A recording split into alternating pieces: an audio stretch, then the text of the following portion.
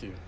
Appreciate it. Hopefully I won't knock it over all the equipment. Well, there's a table there for that, just in case. I'll just run back and forth for a drink. All right. Should I get going or should we wait on people a little bit more? Jerry, should we get going or should I wait? Maybe about 2 more minutes. Okay. Yeah, there's still some people. Okay, cool. I'm in no rush. What's this about? It's about marketing economics. Oh. Are you going to have all sorts of crazy economic graphs? It's going to be all formulas. Formulas and raw data. Oh my God, right after lunch. 45 minutes of economic theory. The demand and supply. Yeah, what was that? You are starting with Adam Smith or? Yeah, I mentioned Adam Smith. You have to, yeah. How many triple integers are you going to have? Well, you're going to find out. Are you going to do the Laffer curve? No curves today. Okay. So, You're just a straight up kind of guy today. there you go. So, anybody seen any good movies lately? Yeah? No? There are some. I didn't like True Detective. Noted. I've been considering adding that to my list. No, it's the new series just falls. Okay. My wife especially, she's a big critic of the house.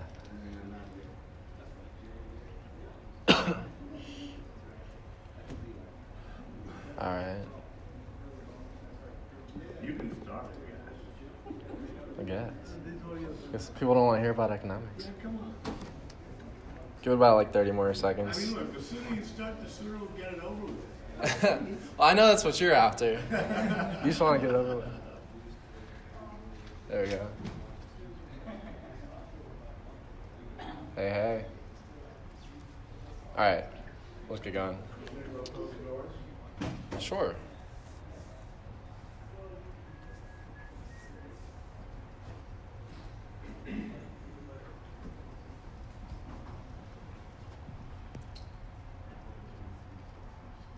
All right. Hey, so as you can see on the screen and my face next to my name, I'm Tristan Tarpley. I'm the founder of Marketer. We use data science to build and augment fractional marketing teams for $1 to $30 million companies. And over the next 10 years, we're actually going to be replacing ad agencies using artificial intelligence and machine learning. So I want to start off by a show of hands. Who in here is an economist? Anybody? Raise your hand if you're an economist. Okay. I'm Pro- in finance and economics. Okay. Quant guy. Who in here is a scientist? Anybody? Is anybody an artist in here? Okay. Well, you're in content. You should be an artist. And who in here works in sales and marketing or in a sales and marketing role? So, okay, and the people that didn't raise their hand, what roles do you guys work in? So you sell and market your DJ services. So everybody in here ultimately is a salesman and a marketer in some capacity. So over the next 30 minutes, I'm going to make the case to you that a great marketer is an economist, a scientist, and an artist. So the first thing that we all have to agree on before we can get on before I can get on in this is that nobody likes you. So as a marketer or a salesman, I didn't need you to tell me that. just reminding you, just in case you forgot. As a salesman and as a marketer, the people that pay us, or the people that finance our livelihood, whether it be our clients or our bosses, we're always the first line item to get cut when hard times come. The people that we're selling to know our tricks by now. They know that we're retargeting them. They know we're putting cookies on their computer. And then the people that get when you send the LinkedIn messages, that aren't personalized, that don't use ScaleX, they get left on red. I have hundreds and hundreds of, messages in my LinkedIn inbox from people offering the $25 an hour web development services. Do you guys get those? I have an agency out of New York and we do $25 an hour, And so then the second thing that we need to understand is that we brought this on ourselves. So for years, we've been professional stalkers as digital marketers and digital salesmen. It's actually really creepy, the world that we work in, and I've always kind of had a ethical dilemma with it, to be honest with you. And when we talk about like the Cambridge Analytica, scandals and people now upset with Facebook and Google for all the data that they have on us, they shouldn't blame Facebook and Google. They should blame us. They should blame everybody in this room, because we're the people that actually use the data to make money. And then all Facebook does is say, hey, you want to give us money to use this data? Hell yeah, And so from my perspective, the marketing and sales industry is in a pretty weird place. So on one hand, the complexity and the difficulty to market and sell effectively has gone up exponentially. It's more fragmented than it's ever been. It's more expensive than it's ever been. Google and Facebook are running out of real estate to sell ads, so the prices are going up, CPMs are rising. You guys and so then the people like Damien that are good marketers, they have to charge higher and higher rates because they need bigger and bigger teams and domain experts. And then at the same time, the barriers to entry have gotten so low to where now everybody's a social media guru, and people post videos of themselves driving in the car and post it on LinkedIn, spitting hot facts. And so I think there's a way to fix this, though. So I want to make the case to you that marketing is not just about advertising. It's not about promotion. Marketing is behavioral economics. So what is behavioral economics? It's a method of economic analysis that applies psychological insights into human behavior to explain economic decision-making. So all it's saying is, why do people buy and why do people spend their time how they spend it? Economics is just about the allocation of resources and why people allocate the resources the way that they do, and then how that affects the rest of the market. And so when we talk about marketing, we inherently have a market. And what more pure expression of a market than this, right? So I don't know where this is. It was a stock photo. I'm not above using stock photos sometimes. There are a lot of stock photos in this slide. But wherever we're marketing, whether it be LinkedIn, Twitter, Facebook, wherever we're running ads, YouTube, trade shows, wherever it is, think of that platform as this market. Some of these people are your target market. Some people are not. Some people are looking to buy things. Some people are just looking to browse. But there's a concentration of people in a place that you are trying to sell a product or a service. And so another pure expression of a market is like a shopping mall, right? So I had an office at the Galleria in the WeWork in the Galleria for about a year. And so I would always walk down to the Galleria for lunch, and you always see the kiosk workers. And I hated the mall kiosk workers. You don't make eye contact when you walk by. If you look at them, then they call you over to sell their splatter things that you throw at the wall, or the cosmetics, or I guess they think that I want makeup done, on me there in the mall. So, and so when we look back at this market, there's probably some of these guys in there, right? Mm-hmm. And then if we think about this proverbial market, whether it be LinkedIn or Twitter, wherever we're advertising, are we this guy, right? And oftentimes, I know I've been that guy before when I was not as good as I am now. And we don't want to be this guy. This guy sucks. We hate this guy. We don't want to be that guy. It's kind of like the women at trade shows where, people will put the attractive young women in front of the booths as eye candy, and you don't want to look at them because it's just the siren's call to get you over to the booth so oil exec can tell you about their software, right? And so the first, what was that? And your point? I don't want to buy their stuff. That's the point. And so the first case I want to make to you is that great marketers are economists.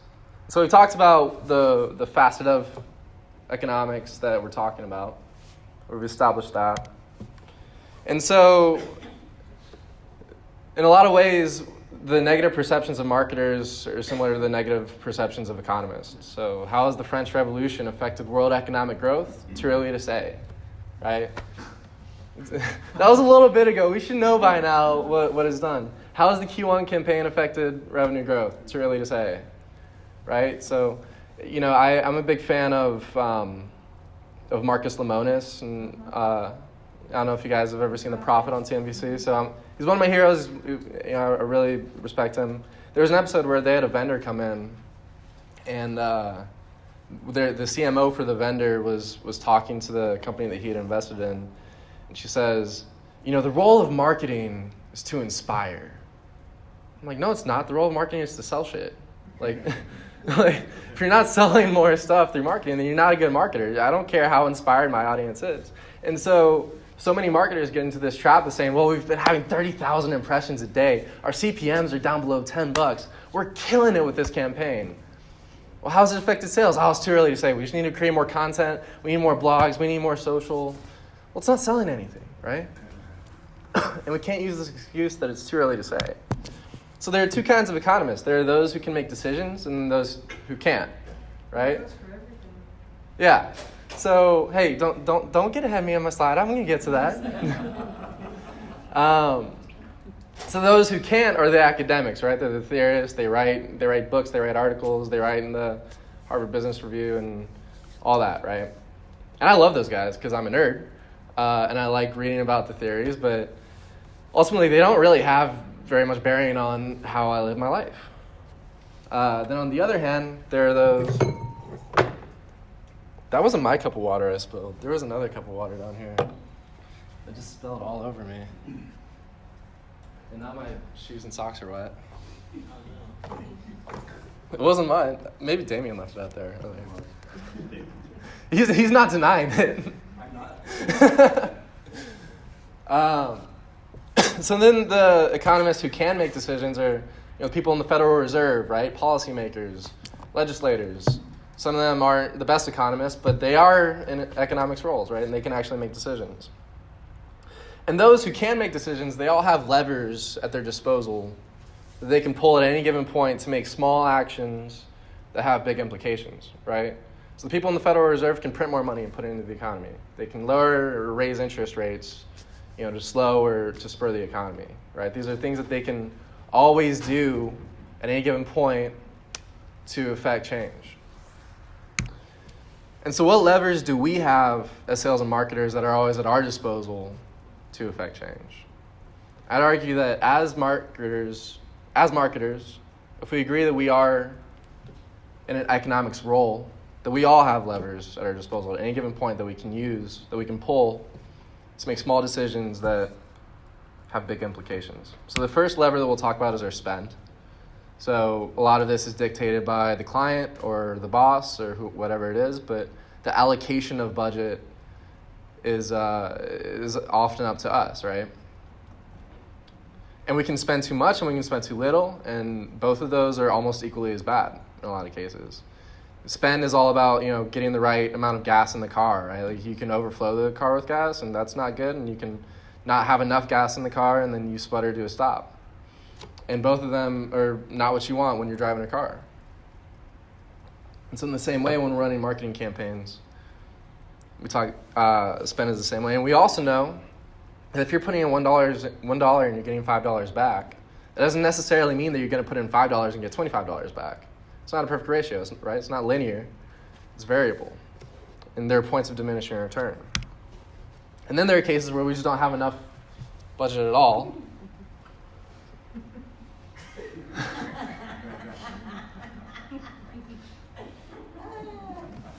And then the room that I'll always walk out of immediately is when they say they want organic growth.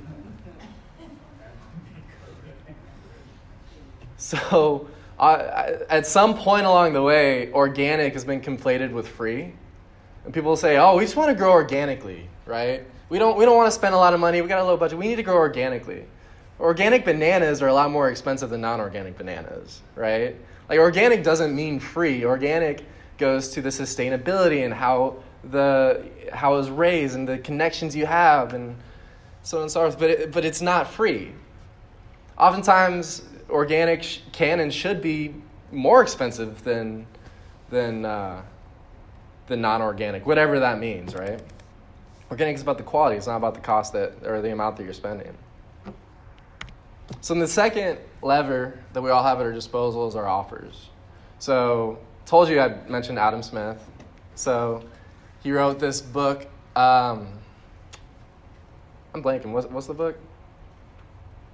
I'm looking at you because you mentioned Wealth of Nations. Wealth of Nations. So in the Wealth of Nations, he was kind of the first guy to say that, you know, all of economics is just based on incentives, right? Everybody acts in their own self-interest. Did you really read that entire book? I read the Cliff Notes. There's a version for dummies.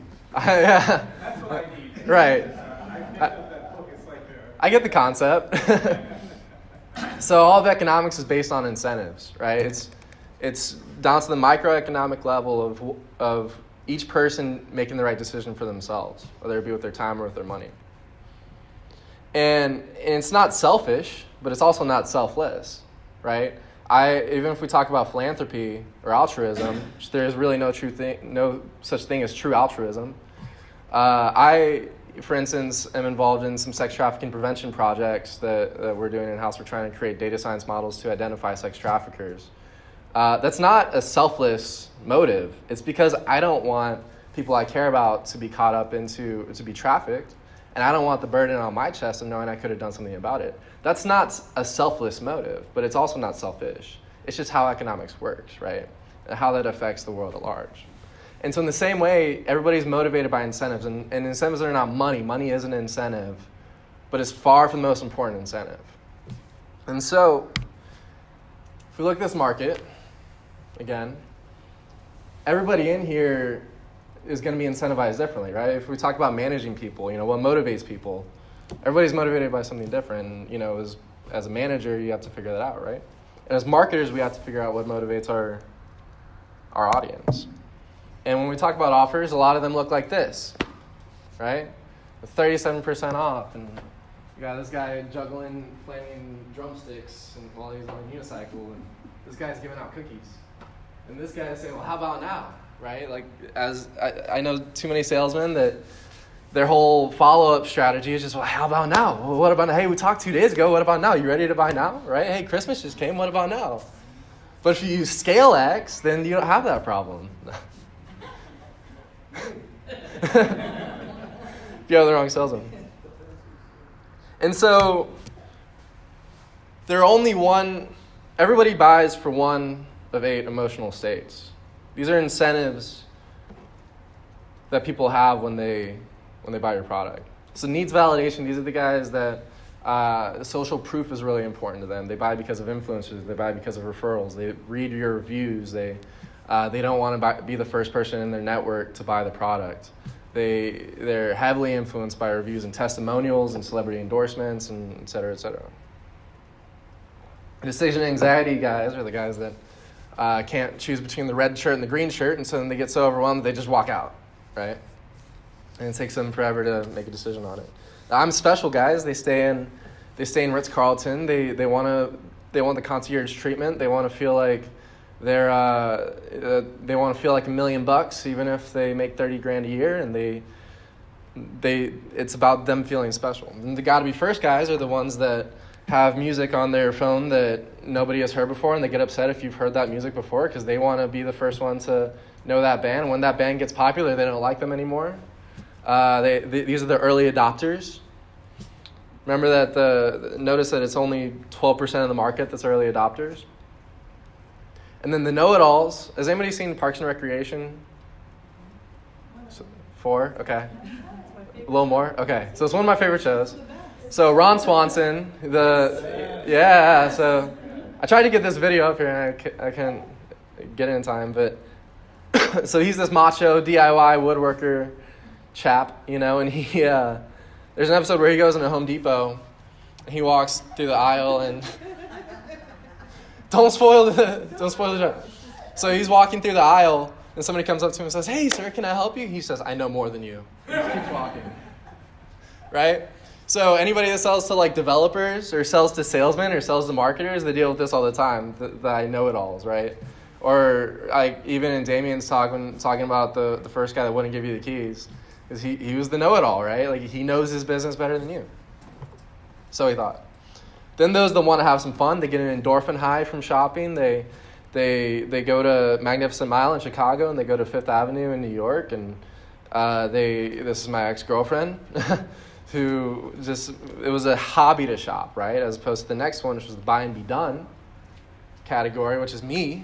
I'm going to pay a premium for convenience. I hate buying things. I hate spending money. I'm a cheap ass. I'm going to get through it as quickly as possible, and I make bad purchasing decisions sometimes because I just want to get it over with, right?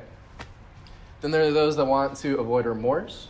They're going to check in your return policies. They're going to check in your warranties, your product qualities, your certifications, because they don't want to regret the decision. And so now that we know the incentives that motivate people to buy, how do we communicate those incentives? And we're not going to talk about tactics necessarily, because there are other people today that have been talking about tactics and doing a great job on that. But according to Made to Stick by Chip and Dan Heath, which is one of my favorite books of all time, it's all about how to tell stories that stick and stay on people's minds. Of 89% of award-winning ads, they all fell into one of 6 categories. And then of the remaining 11% that didn't fall into one of the 6 categories, there were no similarities close enough to group them together whatsoever. So it's basically the 89% and then everything else. And so we won't go into the 6 templates today, but this little bit.ly link I set up, bit.ly/Digisell, goes to an article from W&K in London, and they do a really in-depth analysis on the 6 categories, so highly recommend checking that out. So there's a formula for this. And so the third lever that we'll talk about is pricing, right? So a lot of salesmen love discounts, for instance. Since we're in the marketing room, we can talk about how I don't like discounts. So I'm not going to offend the salespeople because, I have a client, for instance, who we're leading a turnaround project on them. We have about a 12-month window to turn the company around. And before their inventor would go to trade shows, and he would just give everybody a 25% discount without even them asking for a discount, right? And he looked at it as like, well, we need it to sell it. We need 25% to sell the product. And he never tested it otherwise, right? And so at that point, we have a good that costs 30% to manufacture, add 25%, so we're up to 55% in cost, not to mention the per diem cost and the travel cost and the booth cost and all that. So we're only getting 10 to 20% profit on each product. That's not a way to scale a business, right? And so you never use discounts to get people to do what they would have already done without the discount. Otherwise, you're not just leaving money on the table, you're throwing money away and burning it. When's the last time you did a price increase, right? A lot of people get scared of price increases, but our costs are going up every year. My rent goes up every year. My personal expenses go up every year. My gas goes up every year. And all too often we get scared to raise our prices. When's the last time we've tested the elasticity of our pricing, right? Or how sensitive our market is to pricing, right? So, I have a company who sells boating accessories. Boat owners aren't very sensitive to pricing. And if the number one job of a marketer ultimately is to bring more money into the company, there's low-hanging fruit right there just from getting your pricing back up to market. And then when we talk about the other low-hanging fruit, it's cross-sells and upsells. So the holy grail of a pricing model of good cross-sells and upsells is this idea of a negative churn, to where when you get a customer in for an average monthly recurring revenue of $10 a month, and then through your historical data that over the next year they're going to be worth $100 a month to you, you get to the point where you can actually lose users and still grow in revenue, right? And so think of the advantage that this brings us from a customer acquisition standpoint, knowing that lifetime value is going up exponentially across the board. And so, question we need to ask ourselves. So think of a software like Slack or something that charges by the seat. You get a customer in, and say they have 10 seats at $10 a month. They're worth $100 a month when you sign them up. And then they add 10 more users in their company, it's 10 more seats throughout the year, to where at the end of the year they're up to $200 a month in revenue for you. And so if your business model is such that that monthly recurring revenue can grow, not just stay flat, you can actually lose users. Your customer count can go down, but revenue still grow. Because your ARPU is going up. Right. I don't see that up there, but Stock photo. that's okay. I didn't think I'd get picked apart on this chart. So are we the economists that make decisions, or are we the economists that theorize? Are we the marketers that say, hey, we're getting so many impressions and our brand affinity is so strong, we're not selling anything?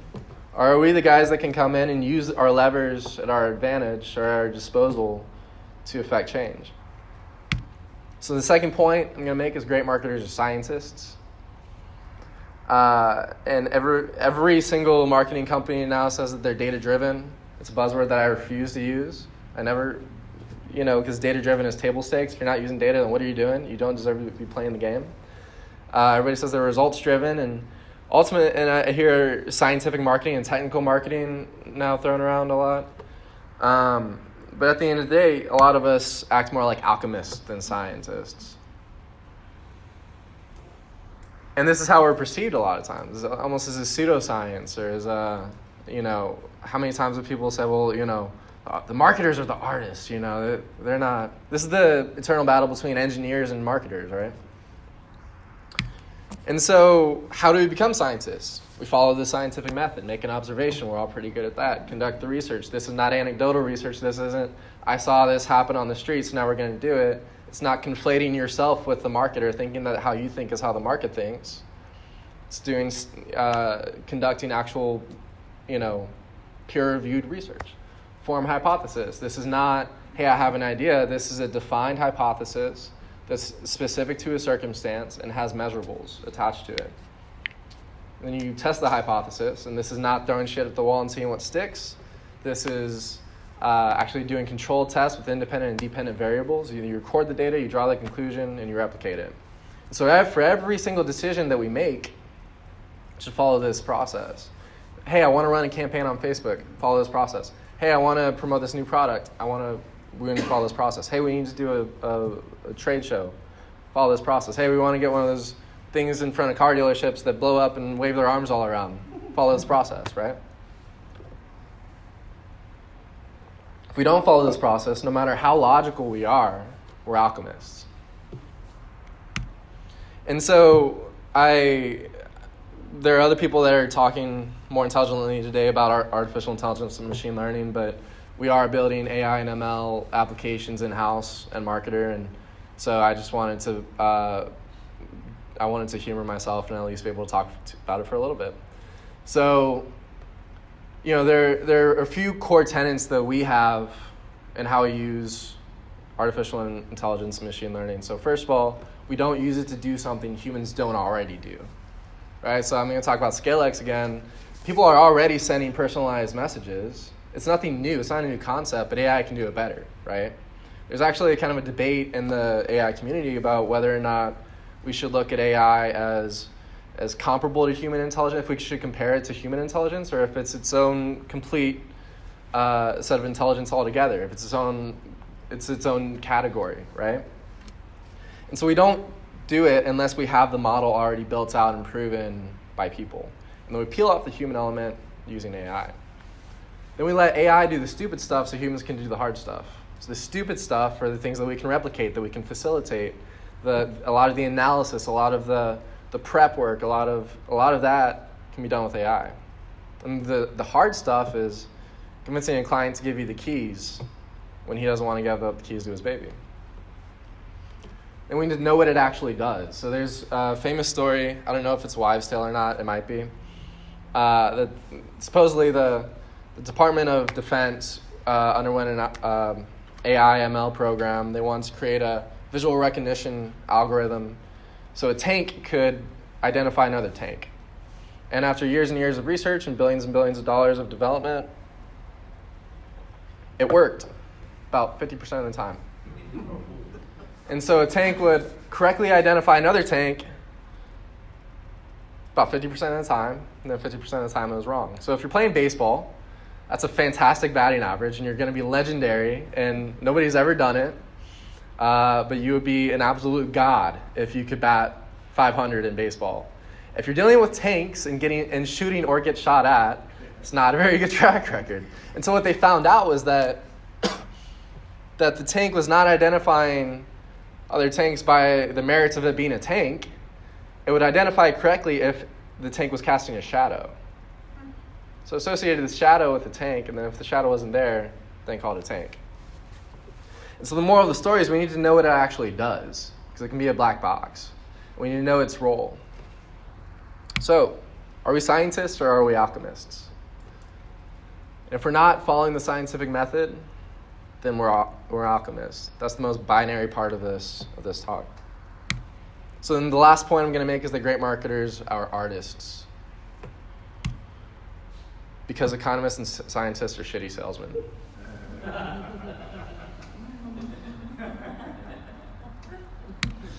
So let me play this video real quick. He's free to do what he wants. I don't care. No, I know, but I do that as well. I sort of disguise jokes. I don't think I make jokes. I think of a joke as the minimum amount of words to get to a punchline. I think you do both at the same time. I think you try to. I try to make it seem like I'm just getting this out, but I know all the moves. I know every little piece of it. How but it still needs a joke under. I mean, that's the problem with so many of these young guys. They think it's all attitude and all. No, you got to work on it. It's got to have jokes under this weird persona, under your crazy glasses, under your crazy voice. Yeah. Whatever gimmick you have, it has to. Well, there's like a difference. It has to have. Yes. Henny Youngman has to have something to do with it. Yeah. Yeah. You can put all kind of furniture, but you got to have steel in the walls. Yeah.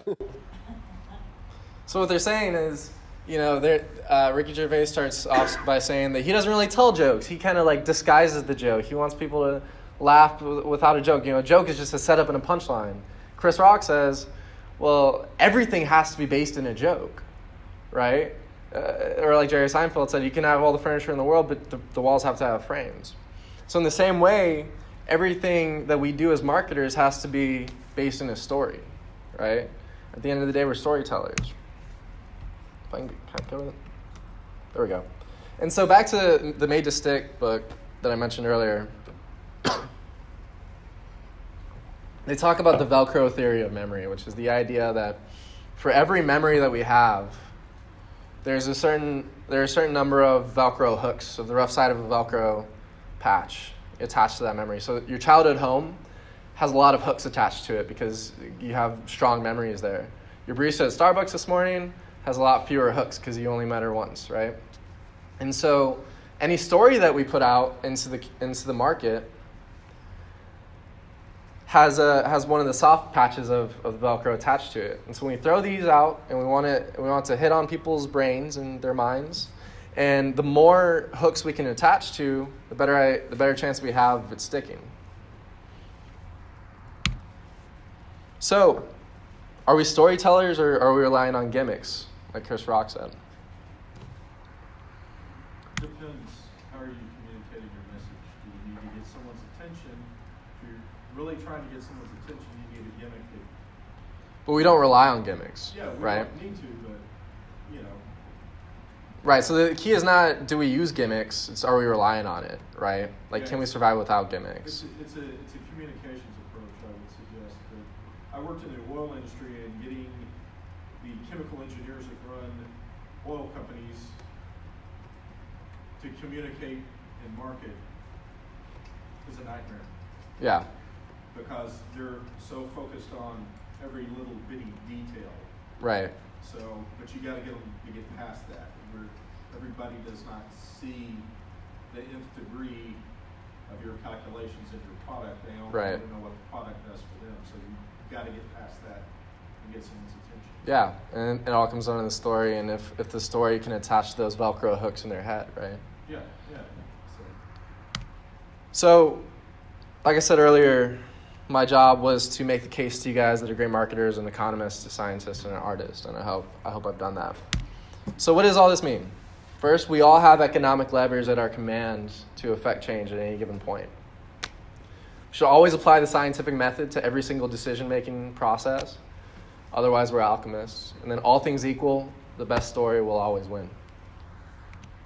And then if you guys have any questions, maybe possibly.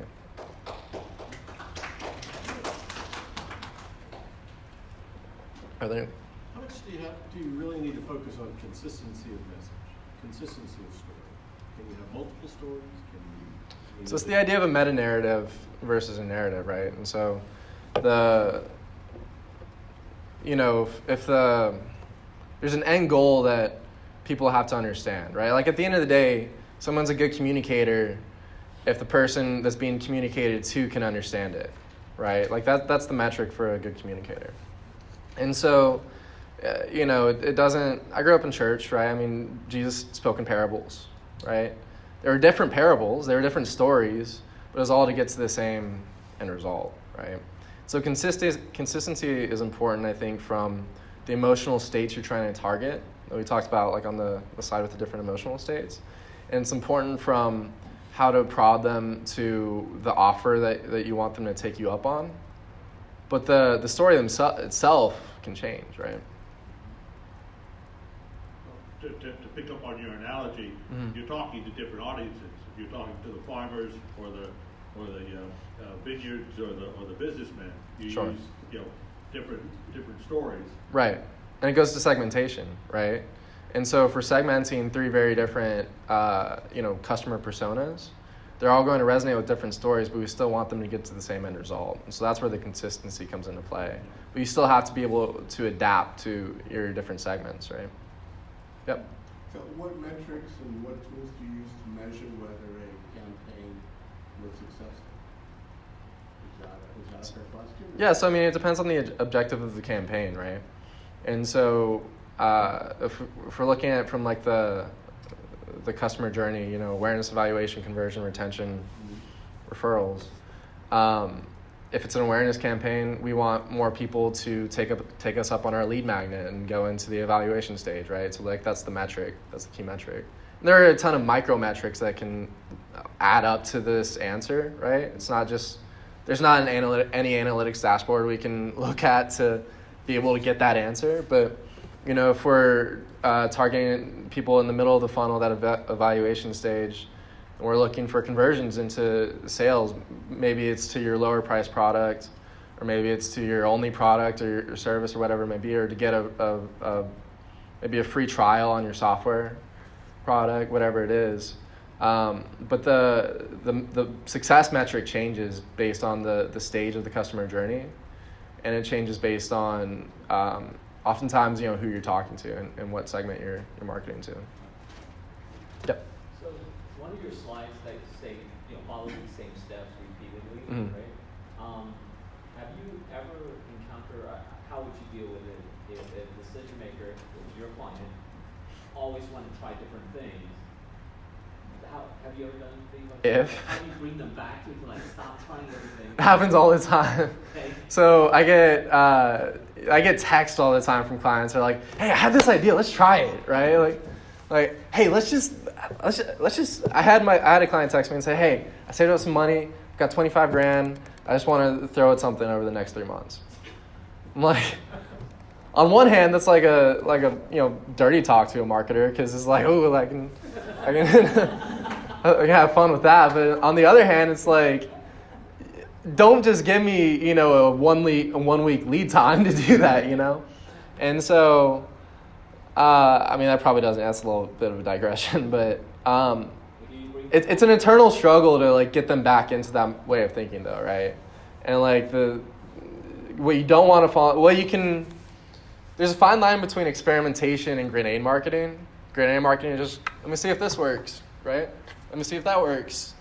Just throwing shit at the wall and seeing what sticks. But then experimentation, and the main difference between the two is experimentation goes through the process, right? And so I always tell clients, like, I actually don't know anything, but we have a process to figure it out, right? And so I don't know if that answers your question at all.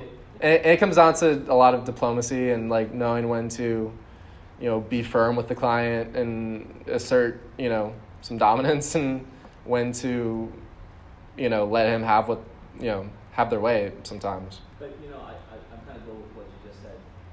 I will take that $25,000 straight your money into my pocket. So it is the same thing. Like I don't do marketing. I do events and stuff, and that's a couple of our sponsors are doing that kind of crazy stuff to us.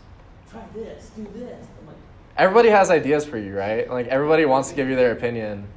And I mean, and I say, so one of my clients is a multi-unit operator for music school, and they have maybe 300 employees, and they have 50 managers. And I've tried to keep my contact information away from the managers because I don't work for them. But a few of them, including the CEO's wife, who's a manager, like to email me all of these, hey, this local magazine came in and wanted to sell advertising for $3,000 a month for a 12-month contract, right? Local print magazine. And they all like, what do you think of this? Hey, should I forward this on to you? And then I won't respond because I get 50 of them a week, and they get mad at me, right? So it's like everybody has ideas and everybody wants to have input, and most of the job of a marketer oftentimes is like to say no. But at the same time, I've definitely walked the line between being too conservative and, there's times to like be a little more, trigger happy, and put some more gas in the car. And that goes back to the spend lever, right? Yeah. I have two questions. First, let me ask you, your presentation, what is the true definition of a marketer? What is the definition of an economist? Then I have four questions. Definition of a marketer and what? Yeah. Economist. So, by my definition, like I said, it kind of goes back to the economists that can make decisions and those who can't. Finance. So, not necessarily about financial economics, but about behavioral economics, which is the specific part of that I was talking about. So, if we go back to, yeah, it was up here a little bit. So behavioral economics is the particular facet that I'm talking about, which is the psychology of what influences people, to allocate their resources, right? And so in the same way, like marketers are trying to persuade people to either give them their time or their money. If we're trying to get people to read our content or watch our videos, we're trying to get them to trade their time. If we're trying to sell a product, then we're trying to get them to trade their money.